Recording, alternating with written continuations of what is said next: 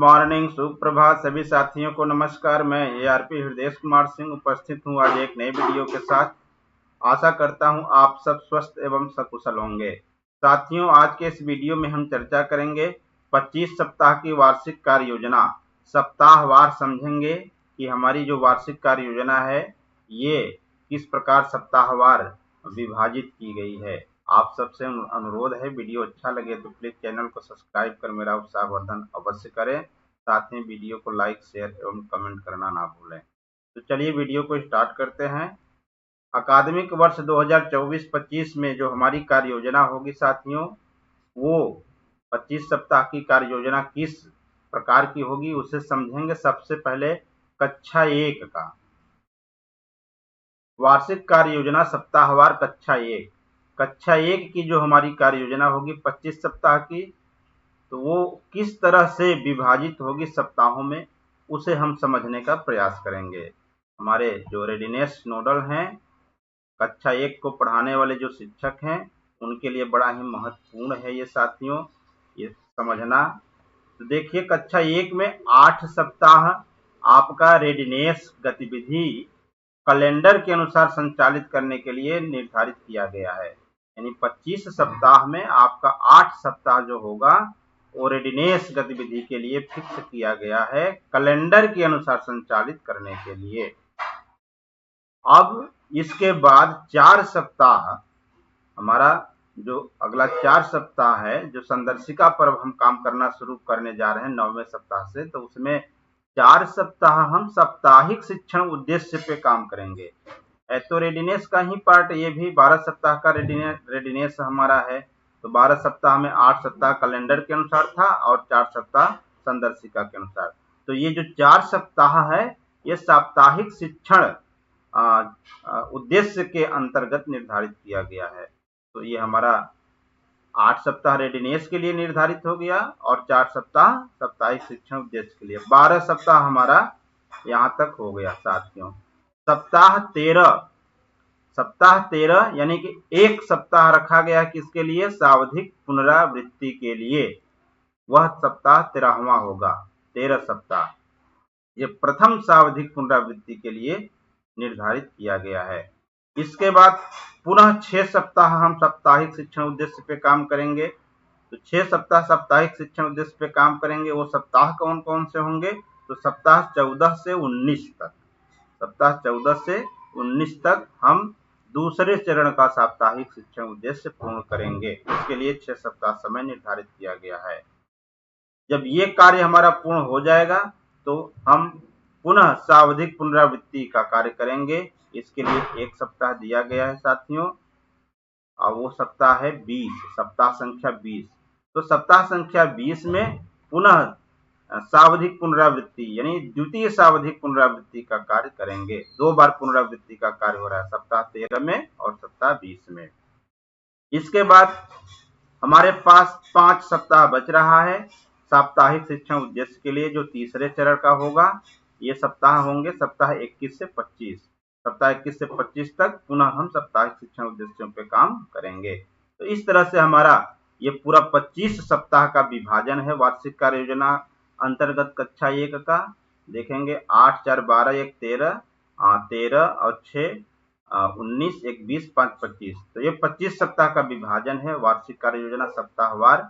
साथियों, वार्षिक कार्य योजना के अंतर्गत साप्ताहिक शिक्षण के लिए 23 सप्ताह और सावधिक पुनरावृत्ति के लिए 2 सप्ताह निर्धारित किए गए हैं। सभी कक्षाओं में सावधिक पुनरावृत्ति सप्ताह 13 और 20 है। यानी सप्ताह 13 और 20 सभी कक्षाओं में सावधिक पुनरावृत्ति के लिए निर्धारित है। अब देखेंगे कक्षा 2 का हमारा जो वार्षिक कार्य योजना है सप्ताहवार, उसको समझेंगे। तो कक्षा 2 में 4 सप्ताह रखा गया है पुनरावृत्ति शिक्षण के लिए। कक्षा 1 के स्तर का पाठ्यक्रम उसमें निर्धारित किया गया है, रखा गया है पुनरावृत्ति के लिए। इसके लिए सप्ताह संख्या 1 से 4 निर्धारित है। तो 4 सप्ताह पुनरावृत्ति शिक्षण के लिए रखा गया है। इसके बाद पुनरावृत्ति का कार्य जब कर लेंगे तो 8 सप्ताह हम साप्ताहिक शिक्षण उद्देश्यों पे काम करेंगे। ये हमारा प्रारंभ होगा सप्ताह 5 से 12। सप्ताह 5 से 12 8 सप्ताह, ये हमारा साप्ताहिक शिक्षण चक्र प्रथम चरण का होगा साथियों। इसके बाद 12 सप्ताह पूर्ण हो जाएंगे तो सप्ताह 13 आ जाएगा। सप्ताह 13 में प्रथम सावधिक पुनरावृत्ति का कार्य होगा। इसके लिए 1 सप्ताह निर्धारित किया गया है। पुनरावृत्ति के लिए सप्ताह 13 में प्रथम सावधिक पुनरावृत्ति होगा। जब पुनरावृत्ति का कार्य कर लेंगे तो पुनः साप्ताहिक शिक्षण उद्देश्यों पर काम करेंगे सप्ताह संख्या 14 से 19 तक। इसके लिए 6 सप्ताह निर्धारित किए गए हैं। 6 सप्ताह, सप्ताह 14 से 19 तक साप्ताहिक शिक्षण उद्देश्य दूसरे राउंड का होगा। जब ये पूर्ण हो जाएगा साथियों तो पुनः द्वितीय सावधिक पुनरावृत्ति का कार्य हम करेंगे सप्ताह 20 में। 1 सप्ताह रखा गया है यहाँ पे, वो है 20 सप्ताह 20वें सप्ताह में द्वितीय सावधिक पुनरावृत्ति का कार्य करेंगे। जब पुनरावृत्ति दूसरे राउंड का हो जाएगा तब हम अंतिम चरण का साप्ताहिक शिक्षण उद्देश्य पूर्ण करेंगे। ये हमारा अंतिम चरण 5 सप्ताह का है, सप्ताह 21 से 25 तक।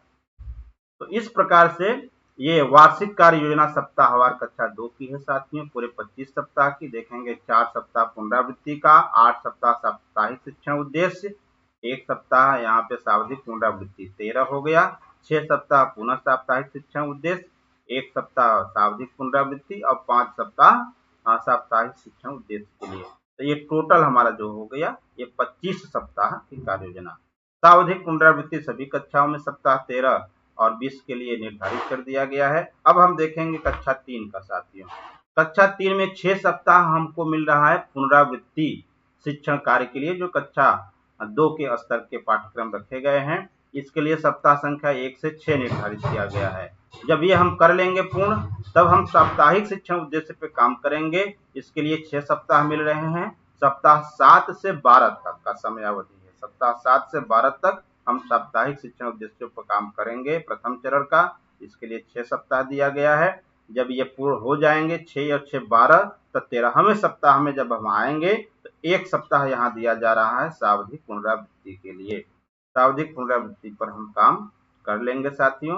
तो इसके बाद दूसरे चरण का साप्ताहिक शिक्षण उद्देश्य पे हम काम करेंगे।